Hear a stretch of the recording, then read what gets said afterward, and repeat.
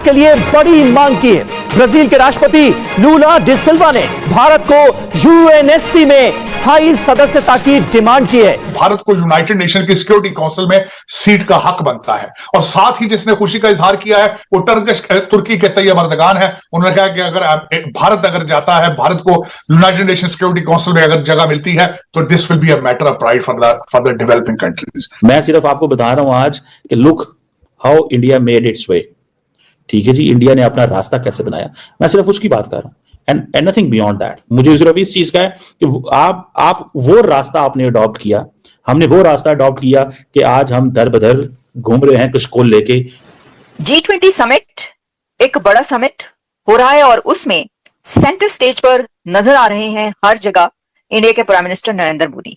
सारी चीजें leadership ultimately came to South Asia, came to Bharat और Modi ji has done a wonderful job. मैं जिस तरह कहता हूं, खुदा करे, जिस तरह मैं हमेशा कहता हूं, खुदा करे कि हमें पाकिस्तान में मोदी जी जैसी कोई लीडरशिप मिले जो नेशनलिस्ट हो। How Narendra Modi is making his way, वो अपना रास्ता उसने कैसे बनाया। ठीक है कि आज वो दुनिया के तमाम लीडरशिप के साथ is rubbing shoulders with the great powers. अमेरिकी सदर जिसको पाकिस्तान का वजीर आजम मैसेज करता है कि मुझे कॉल पे बात करना हो, उसके पास इतना वक्त नहीं है कि वो नेशन की सिक्योरिटी काउंसिल में सीट का हक बनता है और साथ ही जिसने खुशी का इजहार किया है वो तुर्की के तैयब अर्दगान है। उन्होंने कहा कि अगर भारत जाता है, भारत को यूनाइटेड नेशन सिक्योरिटी काउंसिल में अगर जगह मिलती है तो this will be a matter of pride for the developing countries. मैं इन सब चीजों के ऊपर मैं खुश हूं कि ये सारी चीजें leadership ultimately came to South Asia, came to Bharat और Modi ji has done a wonderful job. मैं जिस तरह कहता हूं, खुदा करे, जिस तरह मैं हमेशा कहता हूं, खुदा करे कि हमें पाकिस्तान में मोदी जी जैसी कोई लीडरशिप मिले जो नेशनलिस्ट हो और भारत के मॉडल को अडॉप्ट करें। आपने क्या करना है और क्या नहीं करना, ये देखें नरेंद्र मोदी एंड बाइडेन साहब ऐसे गप्पा मार रहे हैं जो मैं पता नहीं थे कि जनाब न्यूयॉर्क में इकट्ठे पढ़ते रहे। लेकिन द क्वेश्चन इज कि हमने हमारी लीडरशिप ने हमने शॉर्टकट मारे हैं। ठीक है, हमने ये जो बोट है ना, we miss the boat and the only reason is कि हमारे अपने जो हरकतें हैं, हमारी अपनी जो पोजीशन है, हमारी हरकतें ऐसी नहीं हैं। और वो हरकतें ये हैं कि हम परवाह नहीं करते, हम अपने सिस्टम की परवाह नहीं करते, हम रिस्पेक्ट नहीं करते अपने सिस्टम की। आई विश कि हम अपने सिस्टम की रिस्पेक्ट करें। मैं आज बात नहीं कर रहा इस बात पे, मैं ये नहीं कह रहा कि वहां पे बात क्या हुई है। मैं अभी जो वहां पे जिसे कहते हैं सोशल इंक्लूजन या हंगर या पॉवर्टी या जो ग्लोबल लीडर्स ने वहां पे नारे मारे, मैं उसकी बात नहीं कर रहा। मैं सिर्फ आपको बता रहा हूं आज कि look how India made its way. ठीक है जी, इंडिया ने अपना रास्ता कैसे बनाया, मैं सिर्फ उसकी बात कर रहा हूं एंड नथिंग बियॉन्ड दैट। मुझे सिर्फ इस चीज का है कि आप वो रास्ता आपने अडॉप्ट किया, हमने वो रास्ता अडॉप्ट किया कि आज हम दर बदर घूम रहे हैं कुछ को लेके, कुछ भी नहीं लेके आ रहे। आपने क्या करना है उसका, look at how Narendra Modi is making his way, वो अपना रास्ता उसने कैसे बनाया। ठीक है कि आज वो दुनिया के तमाम लीडरशिप के साथ is rubbing shoulders with the great powers.